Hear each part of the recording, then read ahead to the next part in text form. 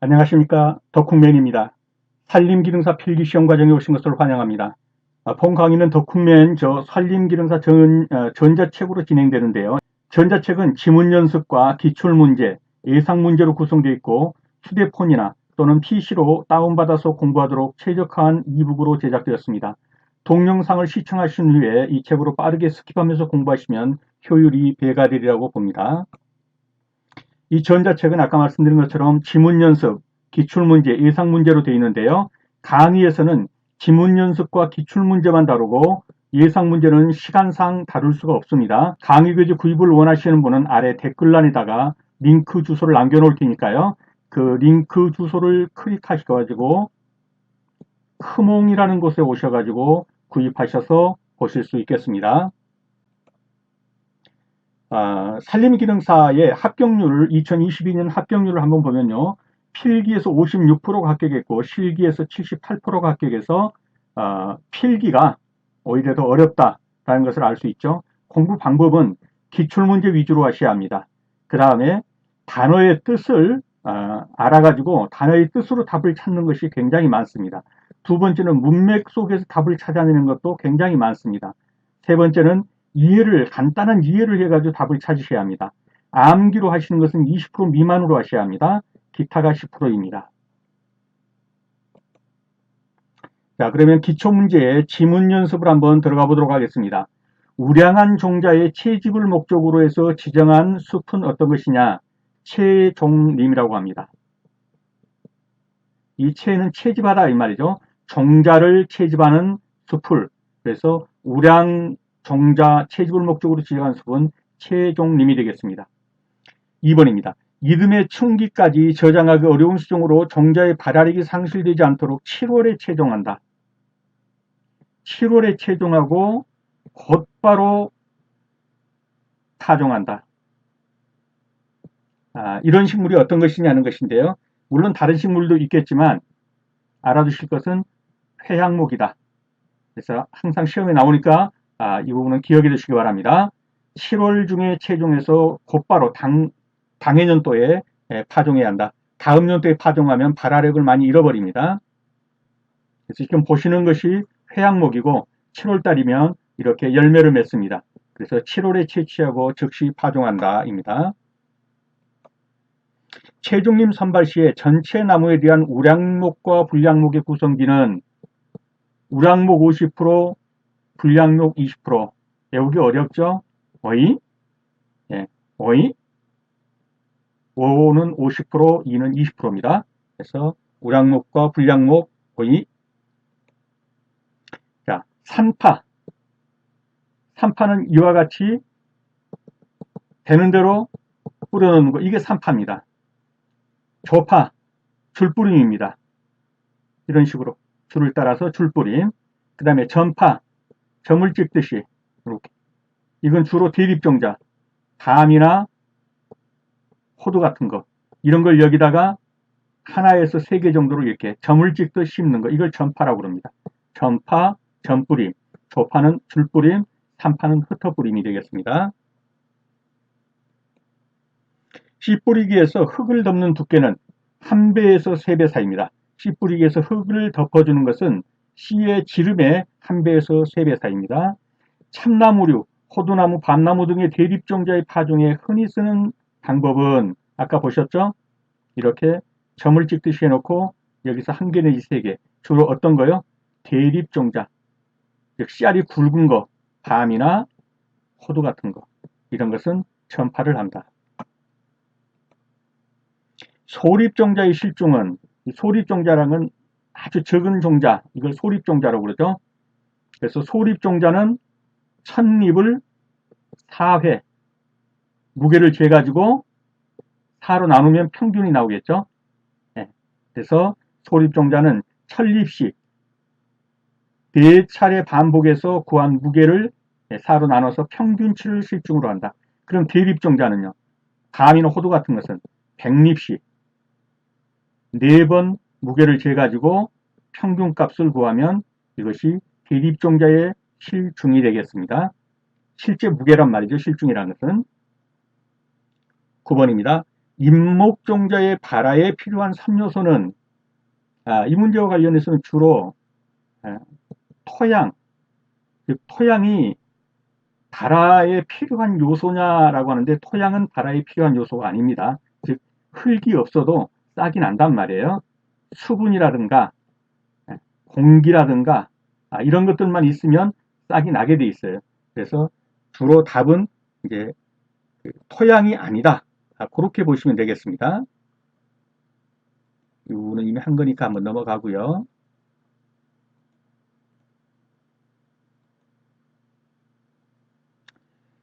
땅속 5, 60cm 깊이에 모래와 섞어 묻어 종자를 저장하고 종자의 추습을 도와 발화를 촉진시키는 저장 방법은 땅속 5, 60cm에다가 자루에다가 종자를 담고요. 그리고 여기다 자갈을 깔고 모래를 덮고 흙을 덮어서 이렇게 후숙시키는 이런 방법인데 이것을 뭐라고 그러냐. 여기 지금 노천에다 묻었죠. 매장을 시켰죠. 그래서 노천 매장법이다. 이렇게 부르는 겁니다.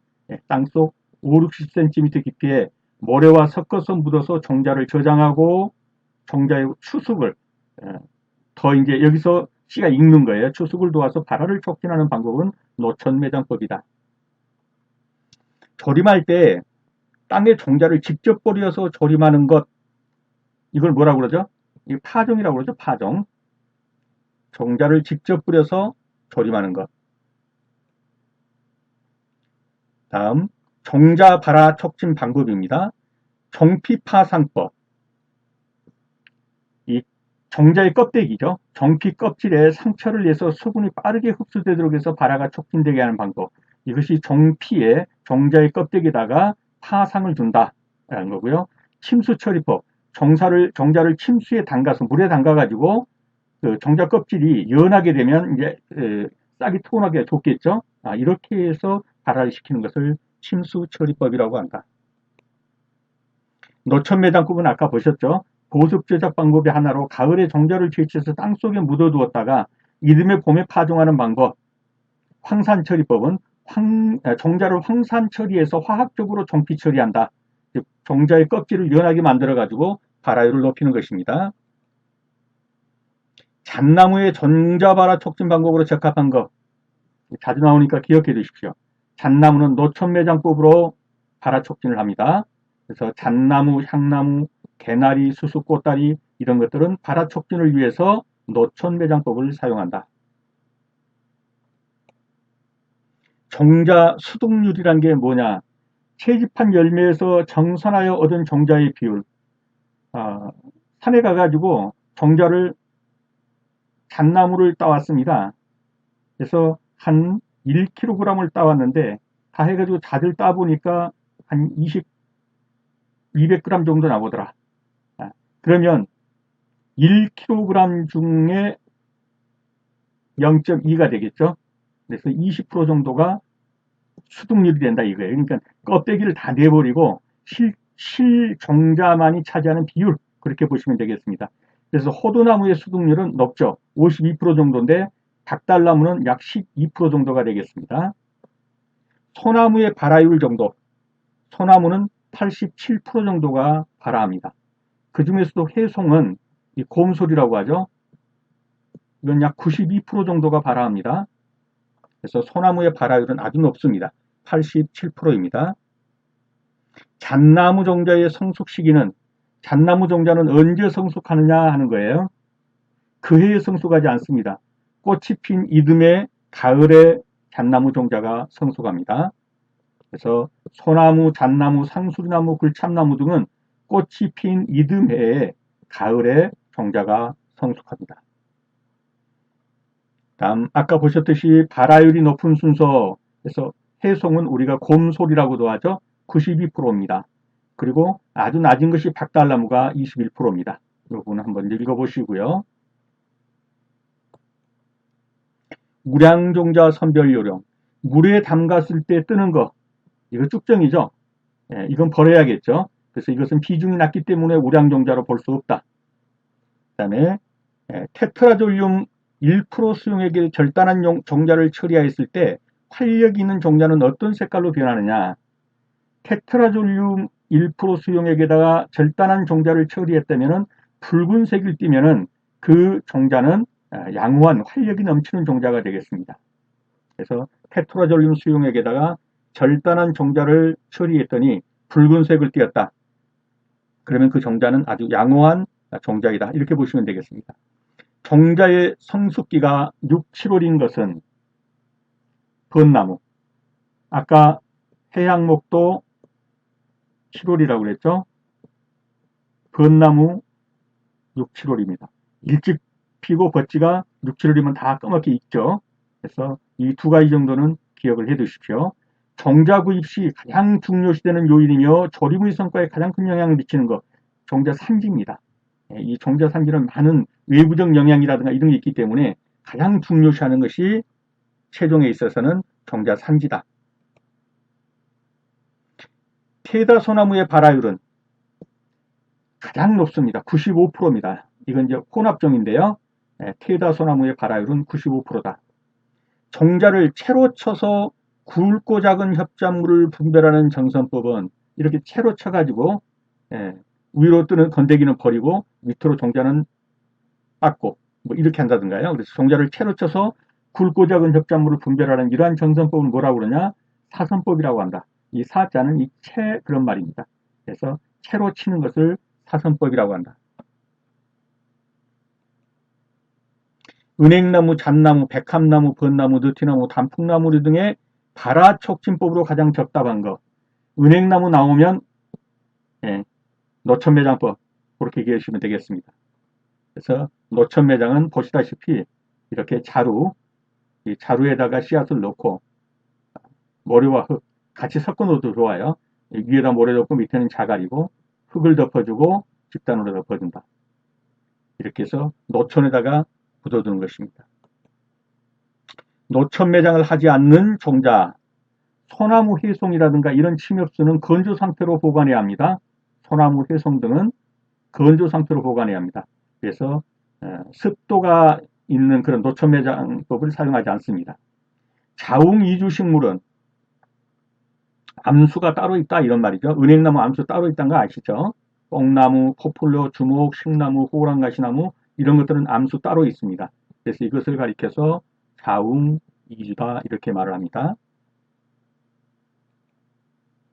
정자의 선별 방법 중 입선법이란 이 입자가 나달이란 말입니다. 나달. 그래서 나달을 하나하나 고르는 거. 이건 어디에 쓰이겠어요? 대립종자. 큰 나달. 그래서 어떤 거예요? 감이라든가 호두라든가 이런 큰 종자들은 하나를 고르는 거예요. 쓸만한 것을. 그래서 이것을 입선법이라고 그러는 거예요. 종자 알갱이를 하나하나를 살펴서 가려내는 방법. 밤나무나 호두나무라든가 이런 큰 대립종자의 선별에 사용되는 것입니다. 전나무류 결실이 시작되는 연령은 아주 깁니다. 전나무류 시험에 자주 나옵니다. 60년 내지 70년이 걸립니다. 전나무류 결실이 시작되는 연령은 6, 70년입니다. 밝은 촉진제, 밝은 촉진제가 뭡니까? 뿌리를 잘 뻗게, 잘 나게 하는 것이 밝은 촉진제죠. 그래서 삽목 같은 거 할 때 이 밝은 촉진제를 희석한 물에 한 번씩 담근 다음에 꼽아준단 말이에요. 여기에 들어가는 것이 바로 나프탈렌 아세트산, 인돌 아세트산, 인돌 부틸산. 한번 쭉 읽고 기억해 주십니다.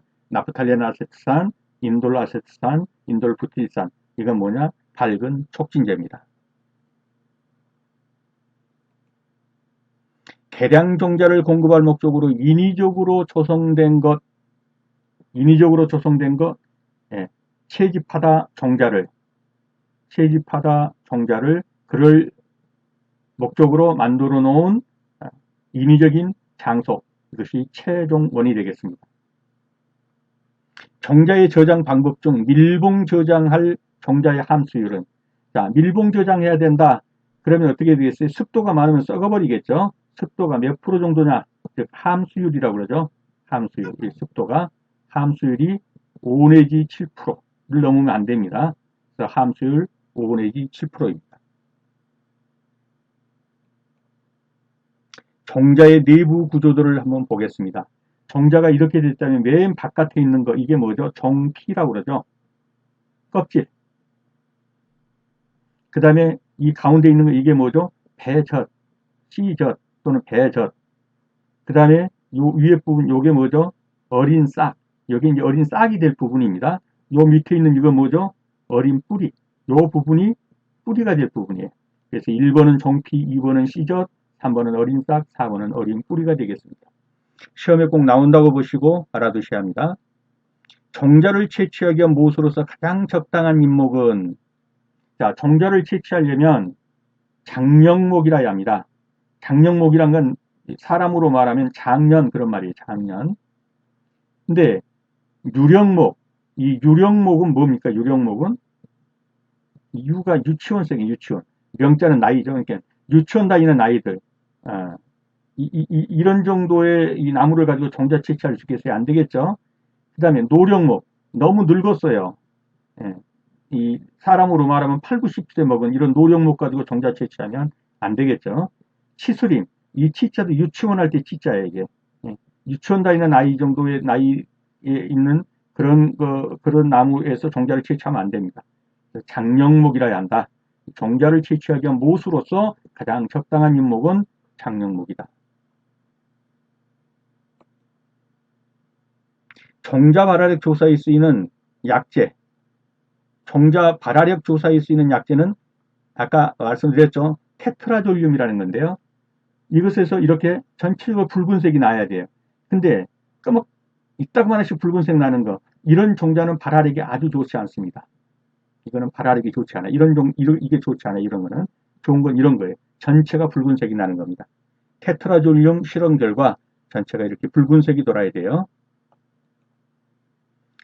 밤나무, 호두나무, 가래나무와 같은 씨앗의 정선 방법은 아까 봤죠. 이렇게 대립종자, 큰 종자는 하나하나, 날개 하나하나 본다고 그랬죠.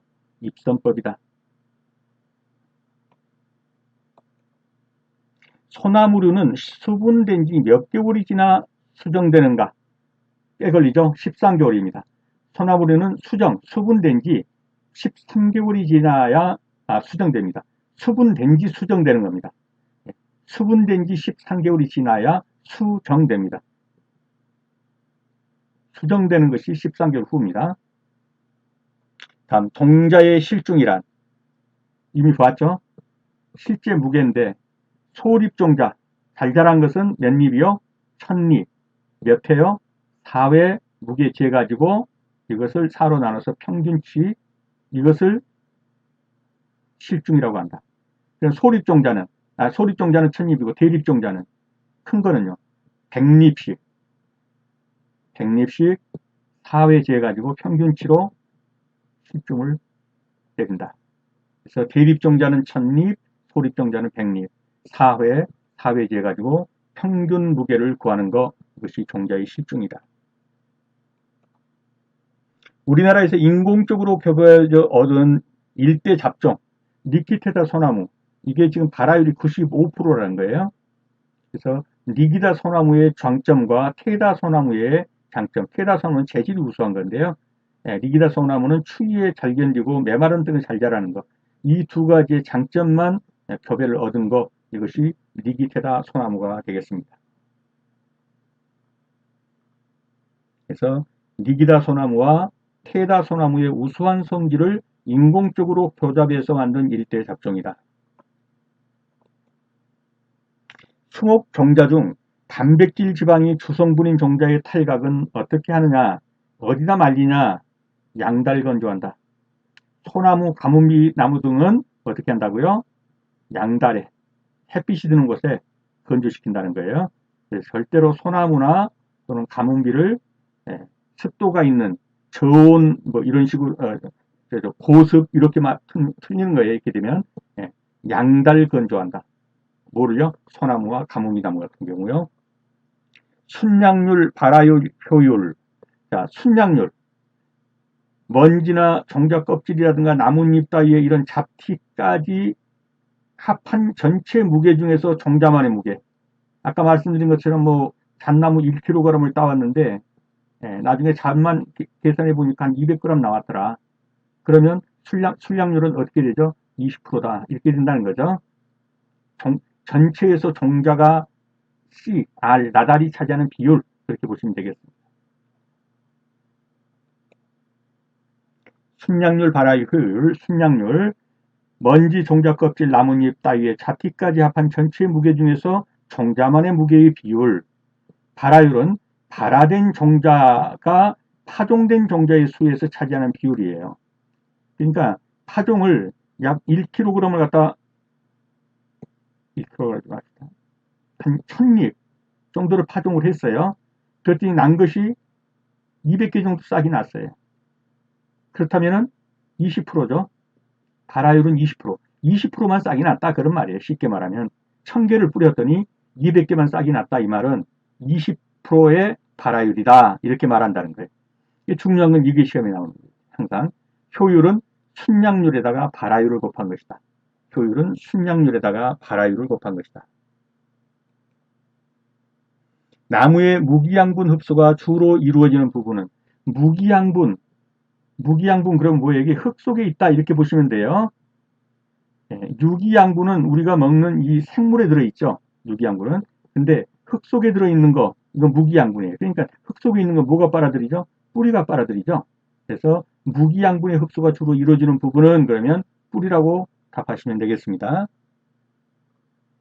소나무, 해송, 리기다 소나무, 삼나무, 편백, 낙엽송 등 소립종자를 침엽수종자 저장에 가장 알맞은 이런 소립종자에게 가장 알맞은 저장 방법은 저온 건조 저장이다.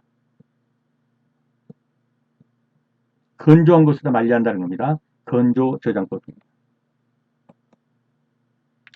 무배유 종자, 즉 씨젓이 없는 거예요. 무배유 종자 꼭 알아두십시오. 밤나무, 포도나무, 자작나무 씨젓이 없다. 그러면 그 씨는 뭘 먹고 자라냐? 씨젓이 없는데 자엽이라는 떡잎 부분에 저장 영양분이 있어요. 떡잎에. 이걸 먹고 자라는 거예요. 씨젓이 없어도 자랄 수 있는 거죠. 그래서 무배유 종자는 밤나무. 대표적인 것이 밤나무입니다. 자, 이제 기출문제로 들어가 보도록 하겠습니다. 우량한 종자의 채집을 목적으로 지정한 숲은 종자 채집. 뭐라 그랬죠? 채집이니까 채자 들어가고 종자니까 종자 들어가고 그럼 뭐가 되겠어요? 숲이죠. 그러니까 채종님이 되겠네요. 그래서 정답은 2번이 되겠습니다. 다음 중 여름철 7월에 종자를 채취하는 수종으로 가장 적합한 것은 자, 7월에 채취한다, 익는다. 보통 두 가지가 있다고 그랬죠. 회양목하고 하나는 벚나무인데 바로 뿌려야 된다는 거예요. 채취하는 수종으로 여름철에 종자를 채취하는 수종으로 가장 적합한 것은. 예. 근데 여기서는 벚나무가 안 나와 있으니까 뭐만 고르시면 되겠어요? 회양목만 고르시면 되겠습니다. 회양목의 종자 채집 시기 아까 뭐라고 그랬죠? 예. 7월 중하순경에 따서 그해 바로 뿌려야 된다. 종자를 채취 즉시 채취에 즉시 파종해야 하는 거 또 나왔네요. 즉시 파종. 뭐라고 그랬죠? 7월에 따서 7월에 즉시 파종해라. 회양목입니다. 정답의 해설 한번 읽어보시고요.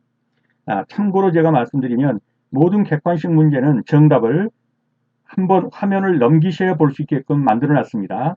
그래서 조금 귀찮으시더라도 한번 생각을 해보고 정답을 고르는 과정을 한번 주기 위해서 그런 다음에 정답을 보게 되면 바로 들어오죠. 그런 효과를 거두기 위해서 정답을 뒷장에다 배치했다는 걸 이해해 주시기 바랍니다. 건조할 때 음지에서 건조해야 하는 거 정답은요? 3번 밤나무입니다. 밤나무는 음지에서 건조해야 합니다. 그래서 밤나무죠. 근데 1, 2, 4 나머지는 햇빛이 잘 뜨는 곳에서 건조한다. 그 양광 건조예요. 그러나 밤나무는 음지에서 건조한다. 그렇게 알아두시면 되겠습니다. 어떤 종자를 건조시킬 때 음지 건조를 해야 하는 수종은 또 나왔죠. 음지 건조. 어떤 거죠? 참나무하고 편백은 음지 건조를 해야 합니다. 종자를 참나무와 편백은 음지 건조를 해줘야 합니다. 정답은 3번이 되겠습니다. 종자를 채취해서 즉시 파종해야 하는 거. 아까 회양목을 봤는데 이 포플러도 즉시 파종해야 합니다. 그래서 종자를 즉시 파종해야 하는 것은 포플러류나 또는 회양목입니다. 그래서 포플러류나 회양목, 복잡이나무 등은 시간이 경과함에 종자의 발화력이 상실되기 때문에 채취 후에 즉시 파종해야 합니다. 참나무류, 호두나무, 밤나무 등의 대립종자, 씨알이 굵은 거죠. 이게 여기 파종에 흔히 쓰이는 건 뭐라고 그랬죠? 굵은 종자는 이렇게 점을 찍듯 여기다가 하나 내지 세 개씩 이렇게 심는다고 그랬죠. 그래서 그걸 뭐라고 그러죠? 전파라고 그러죠. 그래서 대립종자에는 전파가 되겠습니다. 취파는 받아서 뿌리는 겁니다. 취파는 받아서 뿌리는 거. 8번의 정답은 전파가 되겠습니다. 조림할 때 종자를 직접 뿌려 조림하는 거, 씨를 직접 뿌리는 거, 파종한다고 그러죠. 파종. 그래서 9번에 2번이 정답이 되겠습니다. 삽목은 꺾어줍니다. 시목은 그림에서 보시다시피 박피를 벗겨내면 이와 같이 뿌리가 나죠. 나무의 목질부 외곽을 벗겨내고 이끼나 뼈로 감싸줘서 뿌리를 내리게 해 새로운 개체를 얻는 방법, 이런 걸 가리켜서 시목이라고 합니다. 다음 도면은 참나무류 종자의 내부 구조적이다. 어린 뿌리는 어느 부분이냐? 아까 봤죠? 답을 찾을 수 있겠죠? 맨 바깥에 있는 것이 껍질, 여기 안에 있는 것이 씨젖, 배젖이라고 하죠. 그 다음에 밑에 있는 요것이 뿌리, 요 위에 있는 요 부분, 까만 부분이 새싹. 그럼 뿌리는 어떤 거라고요? 4번.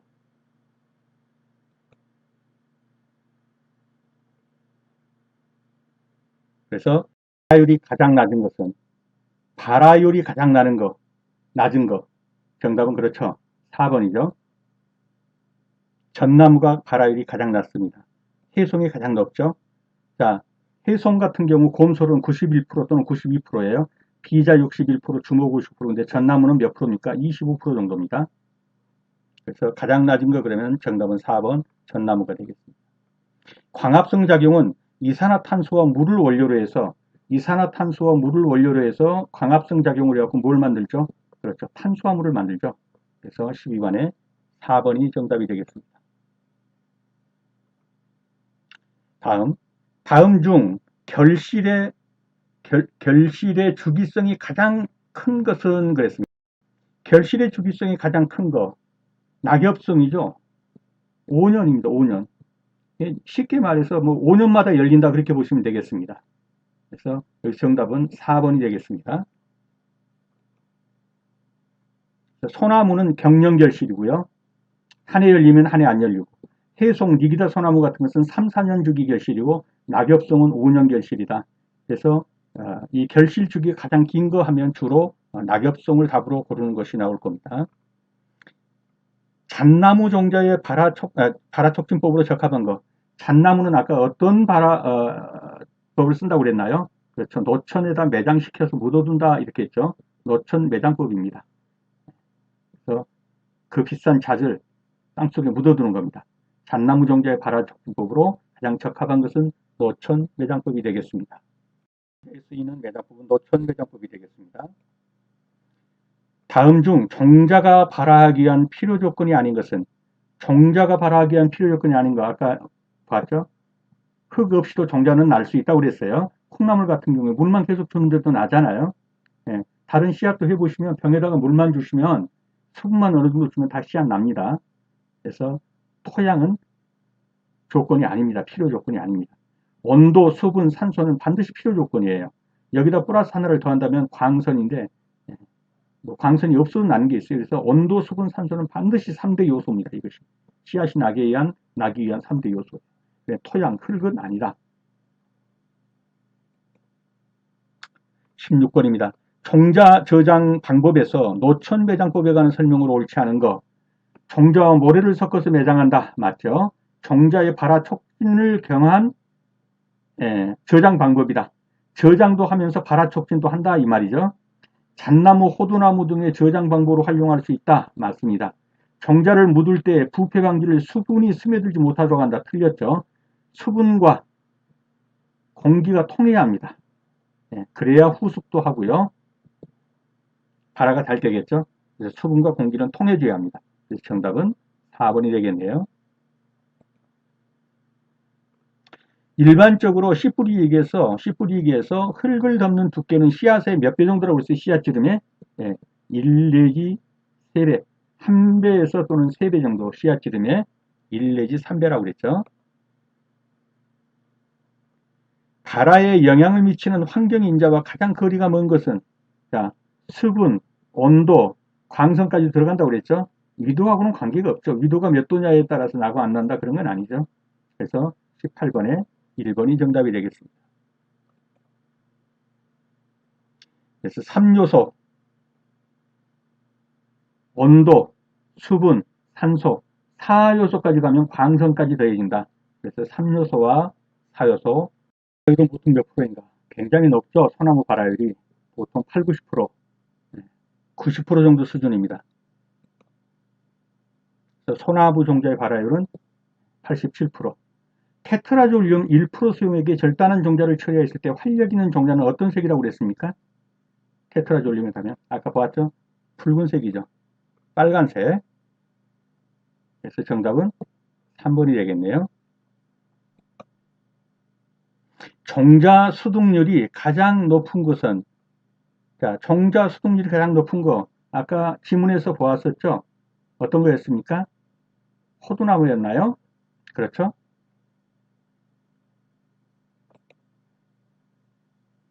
호두나무가 52%고 박달나무가 23%, 잣나무, 향나무 등이 12%입니다.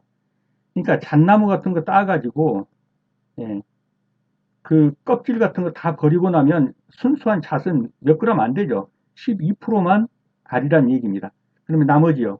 88%는 껍데기란 얘기예요. 쉽게 말해서. 그래서 그것을 수독률이라고 하는 겁니다.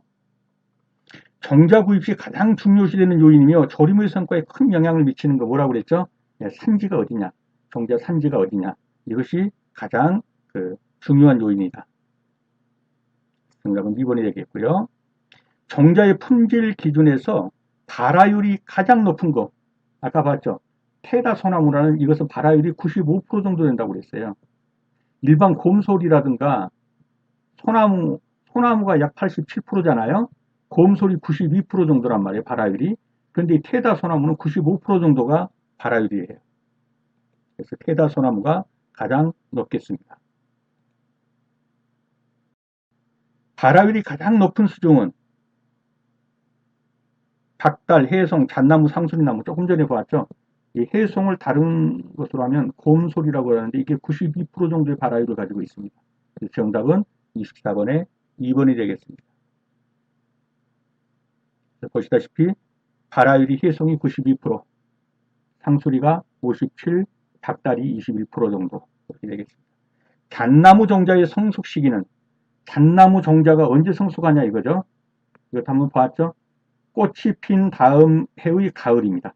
꽃이 핀 이듬해 가을이 잣나무 종자가 성숙하는 때입니다. 그래서 꽃이 핀 다음 해 가을. 그래서 잣나무, 소나무 등 이런 나무들은 어떻게 한다고요? 꽃이 핀 다음 해 가을에 종자가 성숙한다. 다음 중 자웅이 이주인 거, 즉 암수가 따로 있는 거 이 말이죠. 다 아시겠죠? 은행나무입니다. 암수 따로 있는 땅구루인 것은 은행나무가 되겠습니다. 자웅 이주 암수 땅구루는 은행나무, 포플러류, 주목, 호랑가시나무, 꽝깡나무 등이 있습니다. 비교적 잘 되는 거, 밝은 뿌리가 비교적 잘 내리는 거 그러면은 주로 삽목에 적합한 이런 나무들이 되겠죠. 찾아보면요. 그렇죠. 개나리, 버드나무 이런 것들은 아주 발근이 잘 되는 것이죠.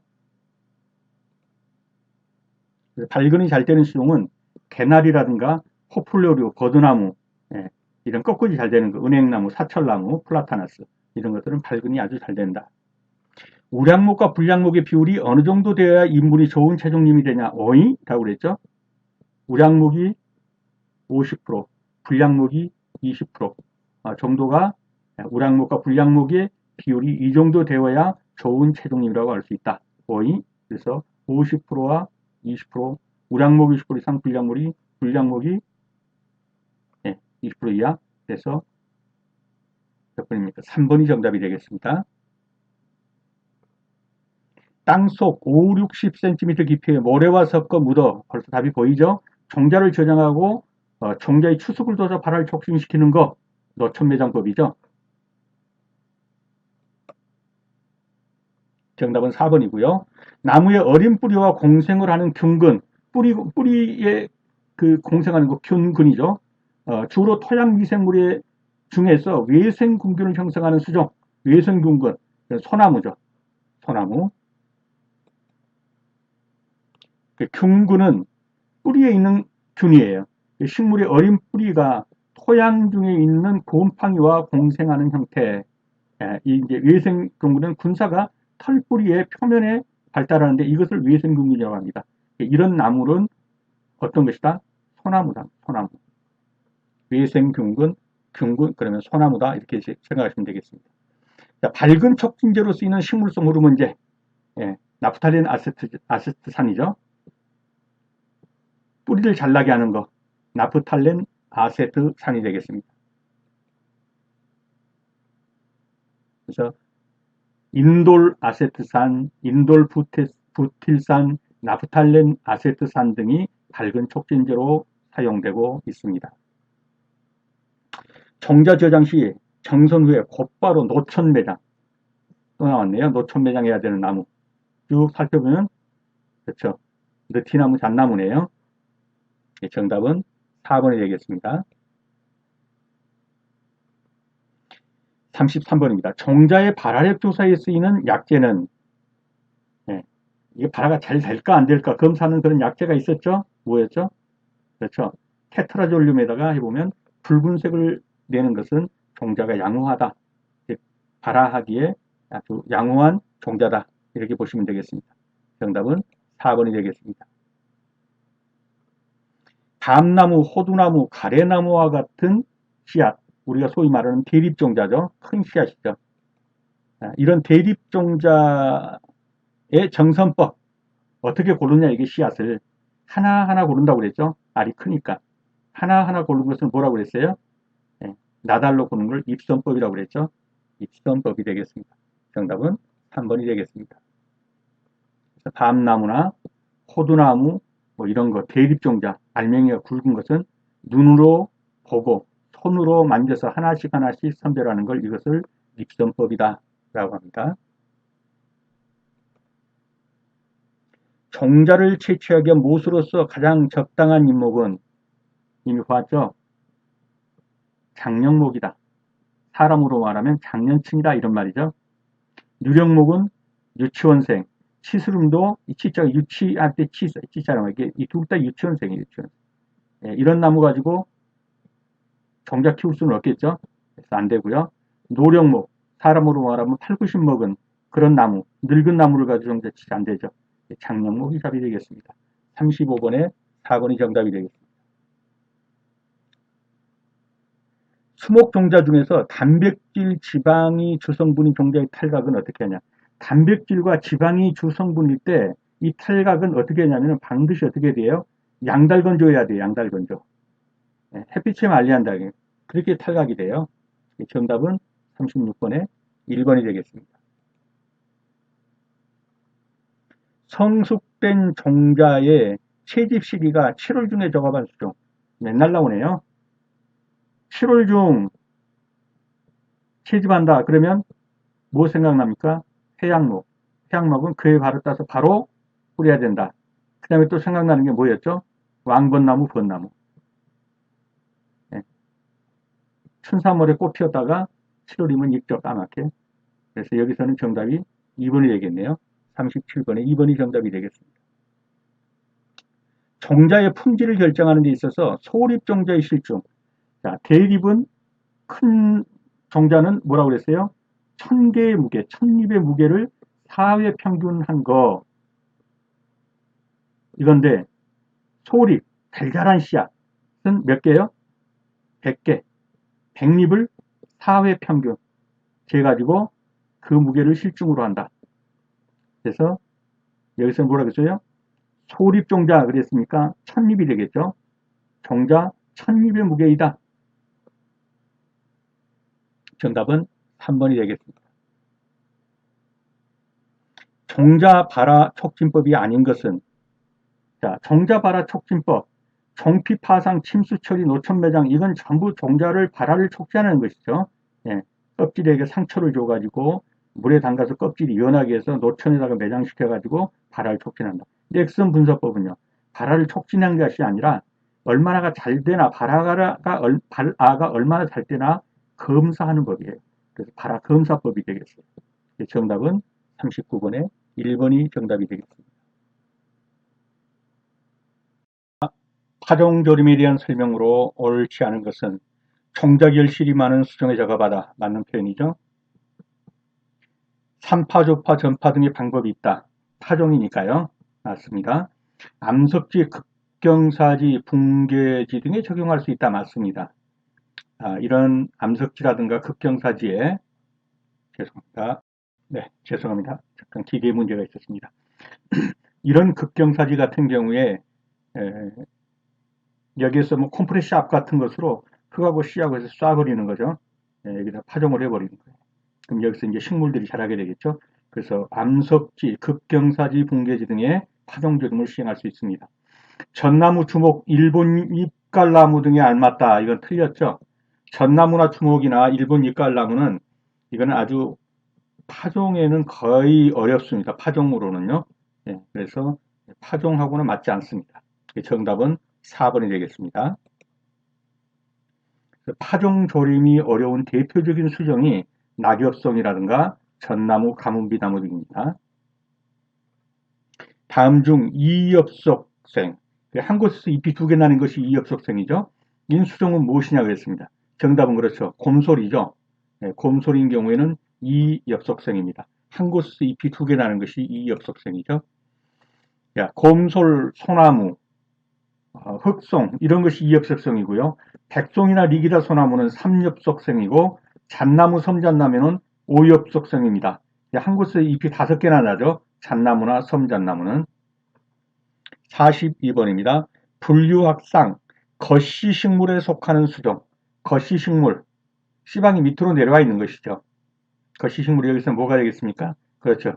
은행나무가 되겠습니다. 정답은 2번이 되겠습니다. 거시식물은 씨방이 없어서 씨가 겉으로 드러나는 식물, 침엽수에 소나무, 소철, 은행나무, 향나무, 측백나무 등이 있다. 그래서 은행나무 같은 것이 거시식물이 되겠습니다. 다음 중 무배유 종자는 무배유 종자, 즉 배젖이 없는 종자죠. 무엇이죠? 밤나무가 여기서 해당이 되겠습니다. 정답은 1번이 되겠네요. 무배유 종자, 배낭 속에 배만 있고 배젖이 없으며, 그러면 뭘 먹고 사냐 이거죠. 떡잎이, 그 식물이 떡잎에 저장양분이 있다. 그래서 이 떡잎에 있는 저장양분을 먹고 자라는 거죠. 어린 새싹이. 밤나무, 호두나무, 자작나무 등이 바로 무배유 종자에 해당되겠습니다. 잎목 종자의 품질 검사 항목에 해당되지 않는 것은 종자의 품질 검사입니다. 그러면 1리터 종자의 중량이나 발화율이라든가 첫잎의 중량, 표준 중량이죠. 이런 것들은 종자 검사에 해당되죠. 그러나 종자의 건조법, 이거는 종자 검사하고는 관계가 없습니다. 그래서 정답은 44번의 1번이 되겠습니다. 종자의 성숙기가 6월부터 7월인 수종은, 이렇게 같은 문제가 계속 나오는 것은요, 기출문제가 계속 중첩되기 때문이에요. 그래서 종자의 성숙기가 6, 7월인 수종은, 이거 정답은 뭐겠습니까? 그렇죠. 벚나무 또는 벚나무가 정답이 되겠습니다. 갑자기 하나가 있는데 생각이 안 나서요. 회양목. 45번에 4번이 되겠죠. 종자의 성숙기가 6, 7월인 것은 회양목, 벚나무 계속 나오니까 알아두시기 바랍니다. 우량한 종자의 채집을 목적으로 지정한 숲은 종자의 채집, 그러니까 죄송합니다. 네, 좋습니다. 기계 결함이 있어서요. 자, 정자의 채집, 그러니까 채집, 채종, 그리고 숲, 그러니까 뭐가 되겠습니까? 채종림이 되겠죠? 네, 정답은 4번이 되겠습니다. 전나무류의 결실이 시작되는 연령은 아주 길죠. 아마 가장 길 수도 있어요. 6, 70년생은 돼야 결실이 시작됩니다. 정답은 4번이 되겠습니다. 48번입니다. 우량종자의 선발요량이 아닌 것은, 죄송합니다. 와콤이 자꾸 나가네요. 자, 우량종자의 선발요량이 아닌 것은 물에 담갔을 때 뜬다. 이건 우량종자가 아니죠. 이거는 불량종자입니다. 뜨는 것. 이건 불량종자로 쓸 수 없는 것이죠. 그래서 요령이 아닌 것은 1번이 정답이 되겠고요. 광택이나 윤기가 나는 거 맞죠? 오래되지 않은 거, 알차고 완숙한 거, 이런 건 다 우량종자의 요건이 됩니다. 49번입니다. 다음 중 품질 검사와 관련된 내용 중 틀린 것은 정자를 탈각한 후에 그 품질을 감정하고 저장한다. 맞죠?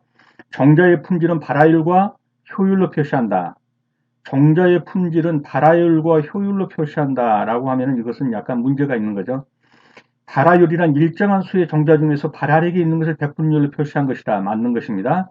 순량률이란 일정한 양의 정자 중에서 흡자물을 제외한 정자량을 백분율로 표시한 것이다. 맞습니다. 그럼 여기서는 정답을 2로 고르셔야 되는데요. 정자의 품질은 발화율과 효율뿐만 아니라 순량률 또는 무게, 실중이죠. 이러한 여러 가지 요인들로 품질을 결정을 하죠. 그래서 발화율과 효율로만 표시되는 것은 아닙니다. 그래서 정답은 2번이 되겠습니다. 그래서 품질검사 항목은 발화율과 효율일 뿐만 아니라 순량률이라든가 용적중, 그 다음에 실중은 얼마냐, 그 1kg당 립수는 얼마냐, 이런 것들이 전부 같이 포함되는 것입니다. 50번입니다. 정자의 발화 촉진을 위한 저온 처리법에서 정자를 물에 흡수시킨 다음 모래와 섞어서 2 내지 5도씨의 저온에서 며칠 동안 저장하는 것이 적합하냐? 2 내지 3주 동안 저장해 주는 것이 좋습니다. 여기서 골라보면 14일 내지 20일 정도가 해당이 되겠습니다. 그래서 50번의 정답은 4번이 되겠고요. 다음 중 계량 정자를 공급할 목적으로 인위적으로 조성된 거, 정자를 공급하니까요. 뭐가 되겠나요? 인위적으로 조성된 것. 계량 정자를 공급할 목적으로 인위적으로 조성되었다. 그러면 최종원이 되지 않을까요? 최종님보다는 최종님이라고 하면은 이제 숲이라는 말이 나와졌는데 숲이 없는 걸 볼 때 여기서는 최종원이라고 봐야 되는 것이 맞을 것 같습니다. 정답을 한번 보죠. 네, 3번이 맞습니다. 최종원은 유전적으로 우수한 조림용 종자의 계속 공급을 목적으로 최종림에서 선발된 수용목의 종자에 의해 인위적으로 조성된 수목의 집단이다. 그래서 인위적으로 조성된 수목의 집단, 그러면 최종원을 고르신 게 맞겠습니다. 52번입니다. 정자의 저장 방법 중 밀봉 저장 그러면 어떻게 되나요? 함수율이라는 건 습도를 저장하는 율이죠. 습도 5 내지 7%죠. 그래서 밀봉 저장 그러면 함수율은 5 내지 7%이다. 정답은 1번이 되겠습니다. 정자를 채로 치는 것은 무슨 법이라고 그랬죠? 네, 사선법이라고 그랬죠. 채로 치는 것은 사선법이다. 최종 직후 노천 매장을 하는 종자가 아닌 것은, 즉 노천 매장하는 종자가 아닌 것. 그러면 침엽수 중에서 생각나시죠? 예. 소나무나 해손 같은 것은 어떻게 한다고 그랬죠? 이거는 저온 건조한 것에다가 하는 것이죠. 저온 건조법이죠. 그래서 정답은 1번이 되겠습니다. 그래서 노천 매장을 하지 않습니다. 소나무나 해손 같은 경우는요. 소나무, 해송 등 침엽수종은 침엽수의 소립종자들은 저온 건조 상태로 저장을 한다. 다음 중 은행나무, 잣나무, 적당한 발화촉진법. 벌써 은행나무, 잣나무 나오면 뭔지 아시겠죠? 예, 노천매장이죠. 은행, 잣, 노천매장. 은행나무, 잣나무, 백합나무, 벚나무, 느티나무, 단풍나무 등의 발화촉진법으로 가장 적당한 것은 그러면 장기간 노천매장을 한다. 1번이 정답이 되겠습니다. 다음 중 분류학상 침엽수에 해당하는 것은 분류학상 침엽수 눈에 들어왔죠? 예, 은행나무입니다. 은행나무가 분류학상으로는 침엽수에 들어가게 됩니다. 그래서 은행나무는 낙엽 침엽수이다. 그리고 이 내용을 한번 읽어보시고요. 종자 전체의 무게가 900g이고 이 중 협작물의 무게가 90g이고 순수한 종자의 무게가 810g이다. 그러면 순양률은 얼마냐? 자, 순양률은 따왔더니 껍질까지 다 합쳐서 종자 전체의 무게 분의 순수한 종자의 무게, 껍질 다 제하고 순수한 종자의 무게. 이게 순양률이에요. 전번에도 말씀드렸지만은 잣을 예를 들면은 1kg을 따왔는데 1kg을 따왔는데 이게 종자 전체 무게죠. 다 까놓고 순수한 잣만 해보니까 예를 들면 뭐 120g이 나왔더라. 그러면 순양률은 얼마가 되겠어요? 12%다. 이렇게 되겠죠. 그래서 종자 전체 껍데기까지 합친 종자 전체의 무게에서 순수하게 까놓은 잣 이렇게 생각하시면 되겠어요. 순수한 종자의 무게. 이게 순양률이에요. 그럼 여기서는 얼마겠어요? 900에 순수한 종자가 얼마라고요? 810g. 전체 종자의 무게는 900g인데 순수한 종자를 다 까놓고 보니까 810g이 나왔더라. 그러면 9분의 8이면 얼마일까요?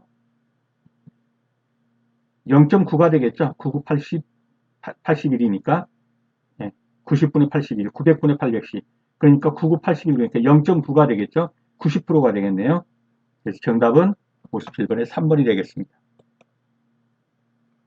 그래서 이 식은 그대로 한번 풀어보시면 다 아실 거예요. 지금 제가 풀어드린 거니까요. 한번 읽어보시고 풀어보시기 바랍니다. 발화율이 90%고 고사율이 20%고 순양률이 80%일 때 종자의 효율은, 자, 종자의 효율은 어떻게 되죠? 순양률 곱하기 발화율이죠. 아까도 말씀드렸지만 순양률, 잣 1kg을 따와가지고 까봤더니 순수한 잣은 예를 들면 120g이었다. 그러면 12%가 순양률이죠. 그런데 이 잣 12%를 또 심었더니 발화된 것은 예를 들어서 80%밖에 발화가 안 됐다. 그럼 어떻게 해요? 이 둘을 곱하면 뭐가 나오죠? 종자의 효율이 나오는 거예요. 그래서 발화율 곱하기 순양률을 곱하면은 종자의 효율이 되는 겁니다. 그래서 여기서 고사율은 볼 필요가 없어요. 그래서 98에 72, 90% 곱하기 80% 그러니까 72. 그래서 72%가 되겠네요. 58번에 4번이 정답이 되겠습니다. 최종님이 갖춰야 할 기준으로 틀린 것은 최종님. 바람맞이가 아닌 지역의 살림. 맞죠? 가지가 굵고 자연낙지가 잘 뛰지 않은 살림. 이건 아니죠. 이런 나무는 좋지 않은 거죠. 최종님이 있는데 이 원목 줄기가 굵어서 이걸 제목으로 쓰려고 그러는데 가지가 엄청 굵다. 이런 건 안 좋은 거예요. 가지가 어떻게 돼요? 가지는 가늘고 자연 낙지가 잘 된다. 소나무 같은 경우 이렇게 보면 이렇게 저 위에서 이렇게 뻗어 있죠. 이 밑에는 자연 낙지가 돼서 없단 말이에요. 자연 낙지가 안 되면 사람이 일일이 이걸 전지를 해줘야 돼요. 잘라줘야 돼요. 저절로 자연 낙지가 잘 되는 게 좋습니다. 그래서 가지가 가늘고 자연 낙지가 잘 되는 살림, 이런 게 좋은 거예요. 가지가 가늘고 자연히 가지가 떨어지는 것, 낙지가 잘 되는 살림, 이러한 종자가 좋은 종자입니다. 그래서 최종님이 갖춰야 할 기준으로 틀린 것은 그러니까 가지가 굵고 틀렸고 자연낙지가 잘 되지 않은 그러니까 틀린 거죠. 그래서 정답은 2번이 되겠습니다. 그래서 최종님은 가지가 가늘고 자연낙지가 잘 된 살림이어야 한다. 그렇게 보시면 되겠습니다. 다음 중 소나무, 해송, 니기다 소나무, 낙엽송 등 건조시킨 후 실내에 저장한 종자들의 가장 효과적인 발화 촉진 방법은 소나무, 해송, 니기다 소나무, 낙엽송 등을 건조시킨 후에 실내에 저장한 후에 종자들의 가장 효과적인 발화 촉진 방법. 분명한 것은 이건 노천매장법은 안 되죠. 씨껍질에 상처를 낸다. 이것도 좀 그래요. 열수, 열당 처리 이것도 그렇고 가장 좋은 방법은 아마도 침수 처리법이 될 것 같아요. 침수 처리를 하는 것이 가장 좋은 방법일 것 같아요. 그래서 소나무, 해송, 낙엽송, 삼나무, 편백, 침엽수는 뿌리기 직전에 냉수에 하루에서 3일간, 1이 3일간 담가두는 것이 좋다. 즉 침수에 물에다가 불려가지고 하는 것이 가장 좋다는 거죠. 침수법이죠. 종자를 냉수에 침투시키면 정피가 연화해지고 발화 억제물이 제거돼서 발화가 촉진됩니다. 그래서 정답은 4번이 되겠습니다.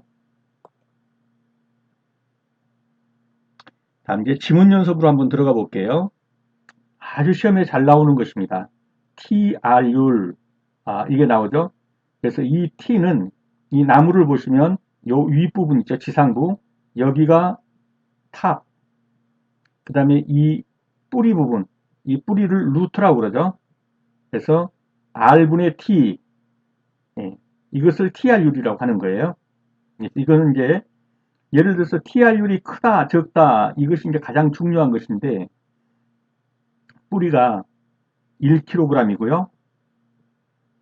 지상부도 1kg이라고 합시다. 그러면 TR율은 1이 되겠네요. 그런데 이 나무에다가 질소질 비료를 엄청 줘가지고요. 위만 엄청 컸어요. 위만. 그리고 뿌리는 별로 안 컸어요. 그래서 이게 2kg이 됐고 뿌리가 1kg예요. 그럼 1kg는 뿌리는 그대로인데 이 지상부는 2kg가 됐어요. 그러면 TR율은 2가 되겠죠. 즉 TR율이 높아질수록 어떻단 얘기예요? 윗부분은 많이 크는데 밑부분은 적게 큰다. 뿌리가 약하다. 이런 것이 되겠죠. 예. 그래서 TR율이 크다 적다라는 것에 대해서 이 개념을 익혀두셔야 합니다. 자, TR율 값이 크다는 거. TR율 값이 크다는 것은 뭐예요? 이 T가 크다. 그러니까 지상부가 크고 뿌리는 작다. 이 말이죠. TR율이 크다는 것. 그래서 지상부에 비해서 지하부, 뿌리가 약하다는 것. 뿌리가 약하죠. 이게 TR율이 크다는 거예요. 근데 TR율 값이 작다는 것은 뭐예요? 작다 그러면 이 R이 크고 T가 작으면 TR율 값이 적겠죠. 그래서 요것이 크고 적고 뿌리가 엄청 크다. 그러면 R이 크니까 어떻게 되겠어요? TR율 값이 작아지겠죠. TR율 값이 작아진다는 것은 어떤 뜻이다?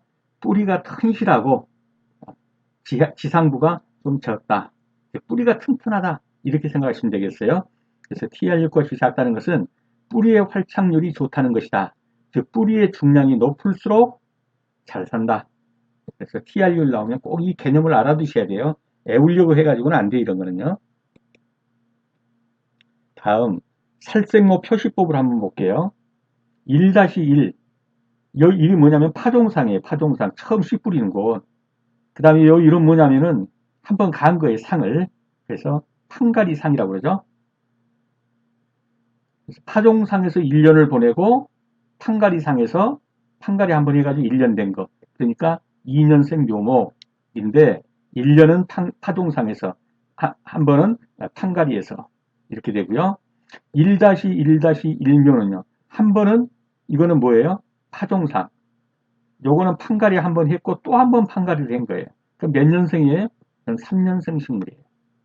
그래서 파종상에서 한 번, 두 번 판가리를 했다. 3년생. 그 다음에 2-1-1묘 그럼 뭐예요? 파종상에서 2년, 판가리 한 번, 또 판가리 한 번 해서 4년생 묘목이 되겠다.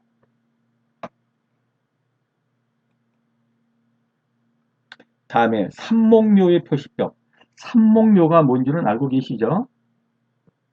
이 꺾꽂이한 거예요, 꺾꽂이.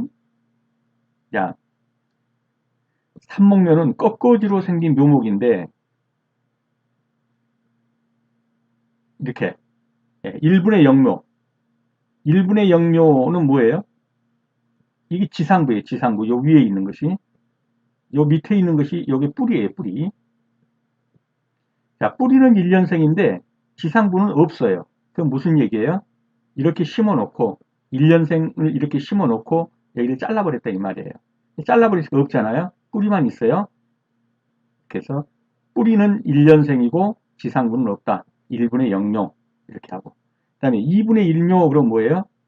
뿌리는 2년생인데 지상부는 1년생이다. 이런 말이에요.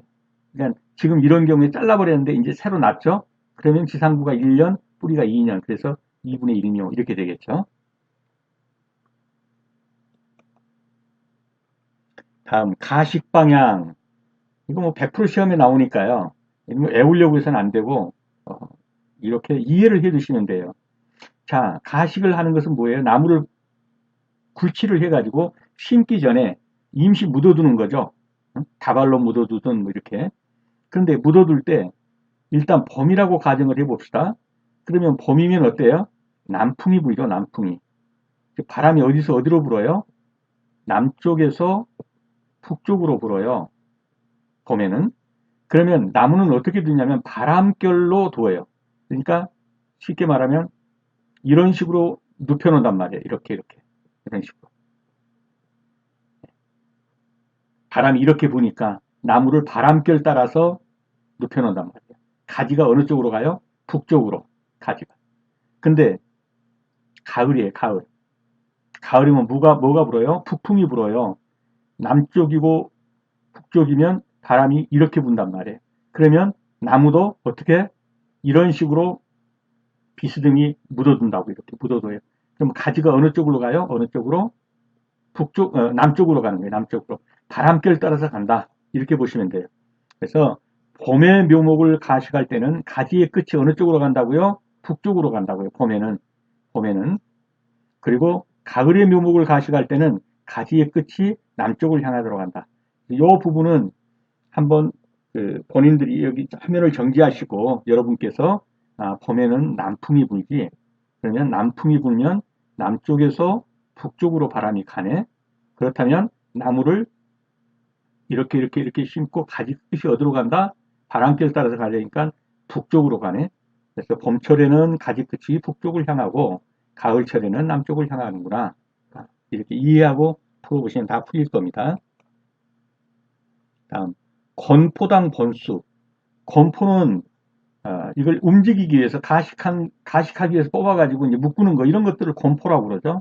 그래서 묘목을 식히하기까지 운반을 해야 되니까 묶어야 되겠죠. 일정한 크기로. 그래서 이것을 패킹이라고 하는데 니기다 소나무의 건포당 묘목수는요. 1년생 2000주, 2년생은 1000주. 왜냐면 1년생은 적으니까 더 많이 묶겠죠. 2년생은 크니까 좀 더 적게 묶었고 호두나무 1년생은 500주. 그래서 니기다 소나무의 건포당 묘목수 1년생은 2000주, 2년생은 1000주. 호두나무는 1년생이 500주. 이 정도 그냥 기억해 두시면 되겠습니다. 다음 조림 수정의 선정 기준. 아까도 봤죠? 가지가 가늘고 짧으며 줄기가 곧은 것. 줄기는 이게 줄기예요. 줄기. 이게 가지고 줄기는 곧고 가지는 가늘고 짧으며 낙지가 잘 되는 것. 이런 것이 좋다는 거죠. 생장이 빠르고 줄기의 제적 성장이 클 것. 이런 것들이 조림 수정의 기준이다. 다음 파종조림. 정자를 직접 땅에다 뿌리는 거죠. 그걸 파종조림이라고 하고 이 파종조림에 적합한 품종은 소나무, 해송, 참나무류 이런 것이고 부적합 품종은요. 파종조림이 부적합하다 이거는 뭐예요? 단풍나무, 낙엽송, 전나무, 가뭄비나무 등은 부적합하다. 다음은 기출문제로 이제 한번 들어가 보겠습니다. 묘목 구역과 관련된 TR율에 대한 설명으로 틀린 것은 자 아까도 봤지만 T는 탑, 요 지상부고 R은 요 뿌리부라고 그랬죠. 그러면 묘목의 지상부와 지하부의 중량비다. 그럼 뭐예요? 맞죠? 그 다음에 TRU 값이 클수록 TRU 값이 크다는 건 뭐예요? 이쪽이 크다는 거 이쪽이. 그럼 뿌리는 약하다는 거죠. 예. TRU 값이 클수록 좋은 묘목이다. 뿌리는 약하고 위에만 엄청 커요. 이거 죽을 확률이 많겠죠. 이건 좋지 않은 거예요. 그래서 틀린 것은 그랬으면 2번이 틀린 거예요.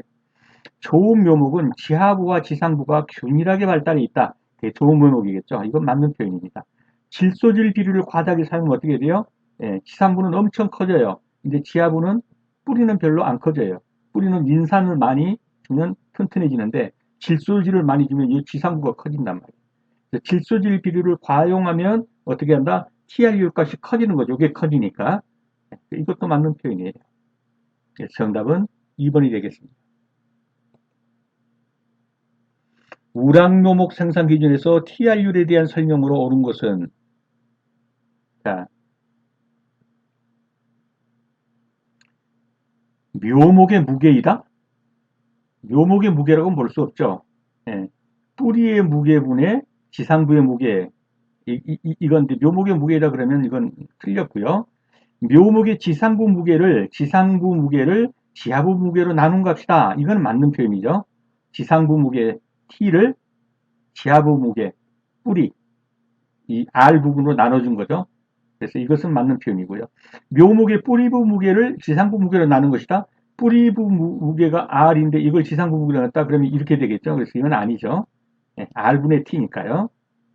묘목의 지상부 무게에서 뿌리 무게를 뺀 값이다. 이것도 아니죠. 그래서 맞는 것은 뭐가 되겠나요? 2번이 되겠네요. 묘목의 활착률이 가장 좋은 것은 자, 묘목의 활착률이 좋다는 건 뿌리가 잘 발달했다는 거죠.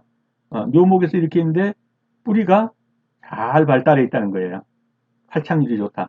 그러면 결국은 R값이 크다는 거잖아요. R값이. 예, R분의 T에서.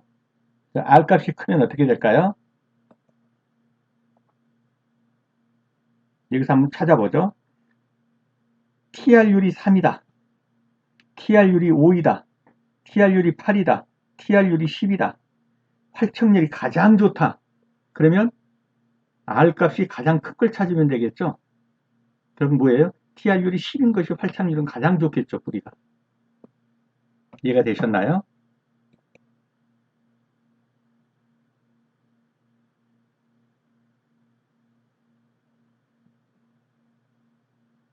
감사합니다. 이 부분은 제가 수정을 좀 할게요.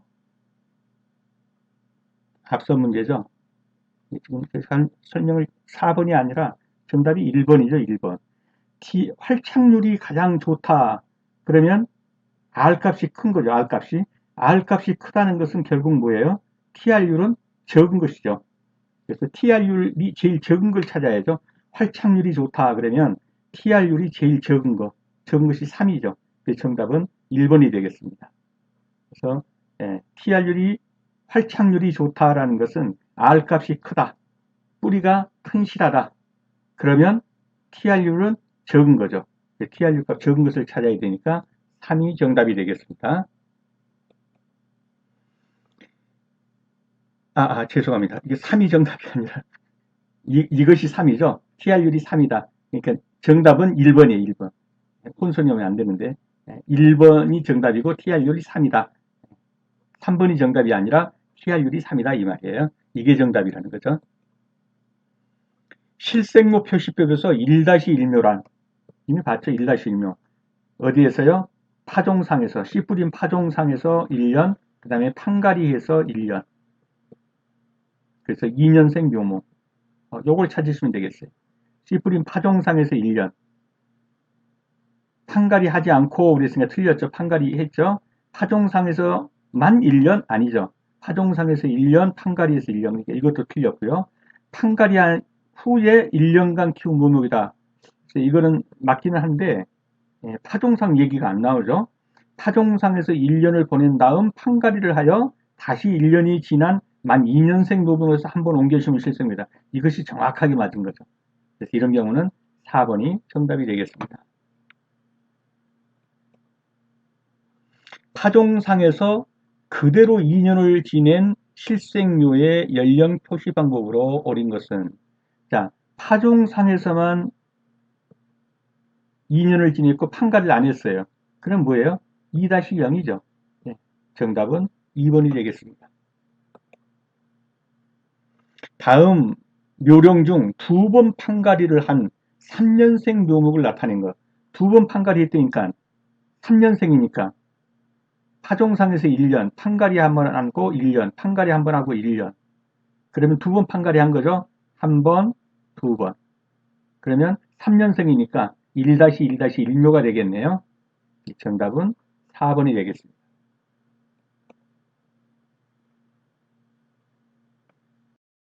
잔존본수 500번, 제곱평방당 500번이죠. 잔존본수가. 그런데 이러한 것을 10만 준을 생산하려면 순수 묘상 면적이 얼마가 돼야 되냐. 자, 제곱평방당 500주를 심을 수 있어요. 그러면 모성 면적이 얼마냐 그럴 때 제곱평방만 구하면 되겠죠. 10만 주를 500으로 나누면 제곱평방이 나오겠죠. 그러면 200제곱평방이 되나요? 네. 그래서 200제곱평방이 되겠네요. 10만 주를 500 잔존본수로 나눠주면 되겠죠. 제곱평방당 500주를 심을 수 있으니까요. 그래서 10만 주를 500으로 나누면 200제곱평방이 되겠죠. 잔존본수 400그루, 등료율 30, 종자율 70, 1g당 종자할 수가 150개일 때 제곱평방당 파종량은, 이런 문제가 나오면 쉽지는 않은데요. 일단은 이 공식을 한번 잘 봐두시고요. 그래서 400을 0.7로 나눈 다음에 0.3 등료율을 곱하고 그 다음에 제곱평방당 150g인가요? 그래서 이걸 다 곱하면 12.7이 나옵니다. 그래서 나온 다음에 똑같이 나올 테니까요. 한번 눈도장 찍어 두시고요. 묘목이 뿌리가 2년생, 줄기가 1년생을 나타내는 삼목묘의 연령표기를 바르게 한 것은, 삼목묘는 예를 들면 2분의 0, 그러면 요거는 뿌리라고 그랬죠. 그 다음에 요거는 지상부입니다. 그래서 뿌리가 2년생, 2죠. 그 다음에 줄기가 1년생, 그럼 2분의 1로 표기가 돼야 되겠네요. 2분의 1묘가 되겠습니다. 정답은 3번이 되겠고요. 묘목을 심을 때 뿌리를 잘라준다. 당근이라고 그러죠. 당근, 뿌리를 잘라준다. 묘목을 심을 때, 뭐 이렇게 있으면, 뿌리가 이렇게 있으면 이렇게 뿌리를 잘라주는 거죠. 이건 뭐냐면 측근과 세근을 발달시키기 위한 게 새뿌리가 나게 한 거죠. 쉽게 말하면. 그래서 측근과 세근의 발달을 도모한다. 새뿌리가 잘 나게 하기 위해서 잘라주는 겁니다. 정답은 4번이 되겠습니다. 묘목을 양성할 때 해가림이 필요하지 않는 것. 해가림이 필요하지 않다는 것은 이 나무가 뭐라는 거죠? 양수라는 거죠. 양수. 양수 찾으면 되겠네요. 대표적인 양수, 소나무가 되겠습니다. 그래서 소나무, 포플러, 플라타나스, 은행, 아카시 이런 것들은 양수이기 때문에 어떻다? 해가림이 필요 없다. 그러나 잣나무, 전나무, 가뭄비 이건 대표적인 음수죠. 햇빛을 싫어한단 말이에요. 그래서 어린 묘목은 죽어요. 해가림을 해줘야 돼요. 그래서 음수는 어린 묘목에 해가림을 해줘야 된다. 해가림도 7 내지 8월이 되면 이거 다 걷어줘야 돼요. 왜냐면 이제 어느 정도 자랐기 때문에 햇빛을 받아야 되겠죠. 7 내지 8월에는 해가림도 걷어준다. 묘목의 설계 구획 시에 시설부지, 부도 및 보도를 제외한 순묘목, 묘목장에 뭐 퇴비장도 있고 뭣도 있고 뭐 이렇게 하겠죠. 근데 순수한 묘목만 키우는 것이 몇 프로는 돼야 되냐. 지금 이런 문제죠. 전체 면적의 몇 프로 정도로 하는 게 좋으냐. 이게 순묘목의 양성 포지를 60 내지 70%라고 그랬네요. 그래서 60%에서 70%는 순묘목 양성지라야 합니다. 60 내지 70%. 그 다음에 관배수로 부대시설이 20%, 퇴비장 같은 게 10%. 그래서 순묘목 양성 포지는 60 내지 70%가 되겠습니다. 타종상에 해가림을 기억하는 거 몇 월쯤에 하면 좋다고요? 7, 8월에는 해줘야 합니다. 해가림을. 어떤 게 해가림을 한다고 그랬죠? 음수에. 음수에는 해가림이 필요하다. 그러나 양수에는 어떻다? 소나무 같은 거는 해가림이 필요 없다. 음수라 할지라도 해가림을 했다면 7 내지 8월에는 해가림을 걷어줘야 된다. 햇빛을 쬐어줘야 된다는 얘기죠. 다음 중 삽목이 잘 되는 수종끼리만 짝지어진 거 꺾어지죠. 네, 꽂아놓으면 사는 거 어떤 게 되겠나요? 그래서 정답은 4번이 되겠네요. 잣나무는 아니죠. 꺾어지 잘 안 되죠. 소나무도 안 되죠. 느티나무 안 되죠. 네, 버드나무나 개나리, 사철, 미루나무 같은 것은 꺾어지가 잘 됩니다. 삽목이. 정답은 4번이 되겠습니다. 삽목이 잘 되는 수종, 사철나무, 미루나무, 포플러, 은행나무, 플라타나스, 버드나무, 개나리, 회양목 이런 것은 삽목이 잘 됩니다. 그러나 삽수의 발근이 어려운 것, 즉 삽목이 잘 안 되는 것, 소나무, 참나무, 단풍나무류, 밤나무, 호두나무, 잣나무, 느티나무 등은 삽목이 잘 되지 않습니다. 다음 중 소나무에 주로 이용되는 접목법은 절접법, 박접법, 할접법, 설접법인데 소나무는 주로 어떤 게 잘 되죠? 할접법이 할접법. 나무가 이렇게 있으면 이렇게 나눠가지고 여기 사이에다가 꼽는 거죠. 소나무 할접법이 되겠습니다. 할접법은 보시면 이렇게 나누고 여기다가 접목을 시키는 겁니다. 그래서 할접은 대목에, 요게 대목이에요. 이게 대목. 한가운데를 이렇게 칼로 쪼갠 다음에 접수, 이게 접수예요. 접목시키는 나무죠. 접수를 쇠기꼴로 이렇게 쇠기꼴로 다듬은 뒤 형성층을 맞대어서 찔고 그거를 새끼로 감아주게 되죠. 이렇게 되면 접목이 되는 겁니다. 그래서 소나무 할접 기억해 주시고요. 다음 중 삽수의 발근에 영향을 끼치는 주요 요인이 아닌 것. 자, 꺾어지를 했는데 얼마나 뿌리가 잘 나오느냐. 이거 발근이죠, 발근. 이 발근이 얼마나 잘 되느냐 하는 주요 요인이 아닌 것. 모수의 생육 조건? 이건 아니겠죠. 모수의 생육 조건. 모수의 연령 맞고요. 삽수의 양분 조건, 수정의 유연성 이건 다 맞습니다. 그래서 삽수의 발근에 영향을 끼치는 주요 요인이 아닌 것은 모수의 생육 조건이 되겠습니다. 네, 수고 많으셨습니다. 다음 시간에 다시 뵙겠습니다. 감사합니다.